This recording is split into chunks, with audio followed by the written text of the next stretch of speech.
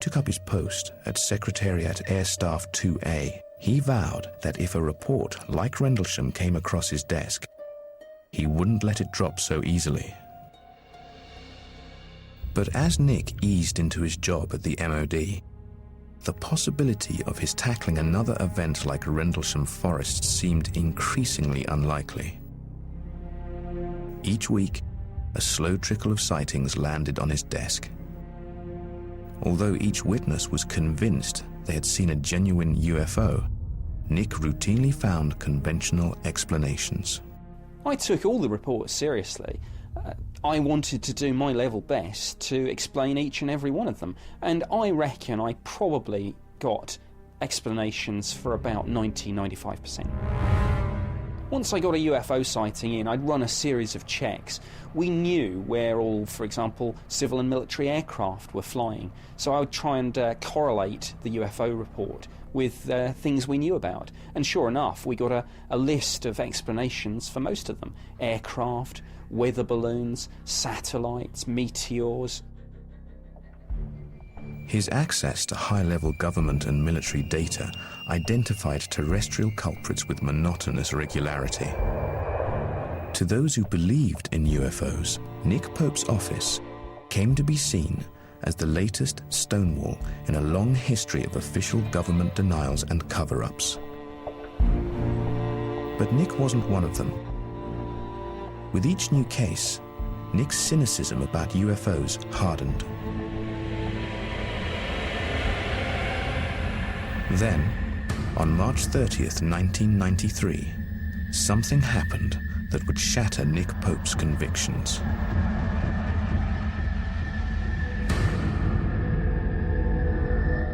Against all expectations, Nick became embroiled in a UFO mystery that would occupy him one way or another for the next 13 years.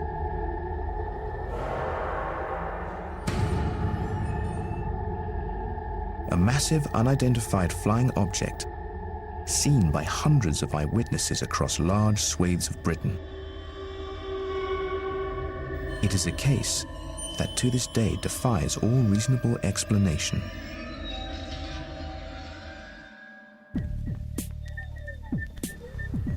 When Nick arrived at work on the morning of March 31st, 1993, he soon realized it would be a day quite unlike any he had experienced. Something had been seen over Britain's skies the previous night. Witnesses described it as a huge triangular-shaped object with bright lights, which appeared to be flown in a controlled manner. The phones were ringing off the hook. I picked one up. It was from a police officer down in Devon. He and his colleague had seen a UFO the night before. I took the details. This was a fairly standard part of my business, and I put the phone down. Another phone rang. Another report came in. And so it went on. Over the course of the day, more and more reports coming in, all reporting similar things. It was soon clear I had a major event on my hands. But instead of the usual individual sighting, reports flooded onto Nick's desk from across the country, and they bore a remarkable similarity. By this time, I think I'd probably got about 50 or 60 reports. It was clear this was a major wave of sightings. The descriptions looked to be very interesting. Detailed descriptions of a structured craft, not just lights in the sky. But above all, the quality of the witnesses. I had police officers, I had military personnel. These people were seeing these lights on the underside of a triangular-shaped craft. This was the common thread running through all the reports, civil and military. In those first few hours, Nick had no conception of what the object might be. But it was pretty clear that this was out of the ordinary. The following is based on reports from Nick's Ministry of Defense case file. 9:30 p.m., March 30th, 1993. A series of lights, which form a vast triangle, appear on the western horizon. Within seconds, they've entered British airspace and are over the coast of Wales, heading inland. 10 p.m., March 30th, 1993. An off-duty police officer in the Quantock Hills area of Somerset reports a huge object flying in from the north at low altitude. These expert witness statements were so precise that Nick could accurately track the flight path of this mysterious craft. Unlike so many supposed UFOs he's investigated in the past, which seemingly appear and disappear at will, this one seemed to have a plan. As Nick traced the craft's flight path, he was chilled to the bone. The craft had travelled directly over what were then two of Britain's key military bases, RAF Cosford and RAF Shawbury. Nick soon estimated that the craft had been seen in British airspace for nearly 5 hours. The number of sightings and the quality of the witnesses in this case were extraordinary. And all of these accounts agreed on exactly what had been seen. One of these reports was absolutely remarkable. A craft several hundred metres in diameter, described by the witness as being rather like two Concorde aircraft seen pasted together. And this witness was hard to dismiss. The man who had spotted the mysterious craft heading inland over the coast of Wales was a police officer.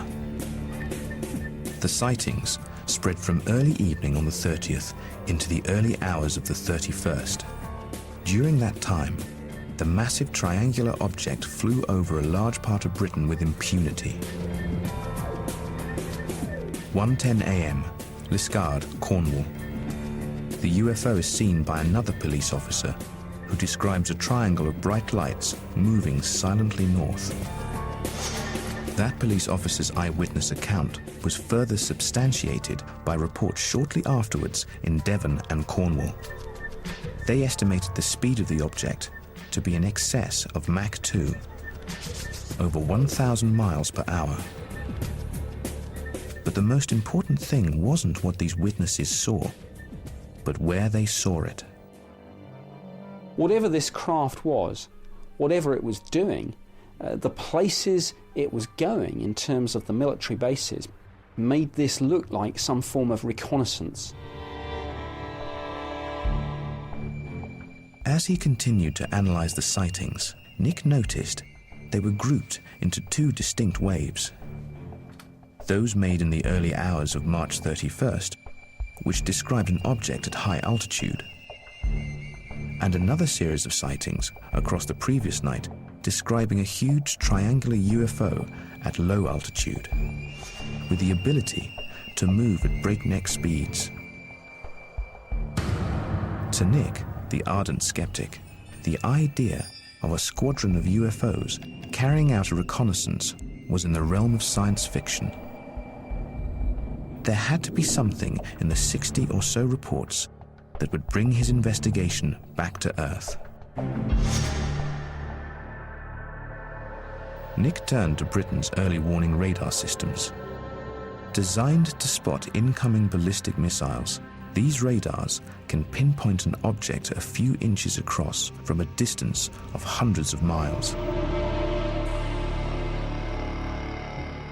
Perhaps they had recorded an object or objects that might help explain the eyewitness descriptions of the UFO. The witnesses stated that what they saw was massive, perhaps as much as hundreds of meters in diameter, illuminated by 3 piercing lights, sometimes hovering, sometimes traveling at speeds estimated at over 1,000 miles per hour, without making a sound. What the eyewitnesses described may have looked just like this.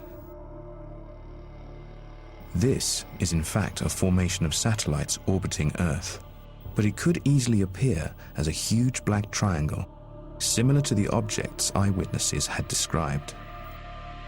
These specialist shots of satellites show just how easy it is to mistake these man-made objects for UFOs. In fact, satellites were behind many of the hundreds of UFO sightings Nick had received